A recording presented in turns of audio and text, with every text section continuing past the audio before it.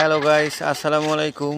আজকে আপনাদের দেখাচ্ছি একজন গাড়ির স্টাফ গাড়ির প্রতি কত যত্ন নেয় এবং কতটাই না কষ্ট করে। এই যে বড় গাড়িটা দেখা যাচ্ছে, এই গাড়িটা সম্পূর্ণ সুপারভাইজার ড্রাইভার নাইমে যাওয়ার পর পুরোটা দায়িত্ব থাকে গাড়ির স্টাফের প্রতি। সম্পূর্ণ গাড়িটা সে পরিষ্কার পরিচ্ছন্ন করে এবং পাহারা দেয়। তারপর তার প্রতি কোনো ন্যায্য মূল্য দেয় না কোম্পানি।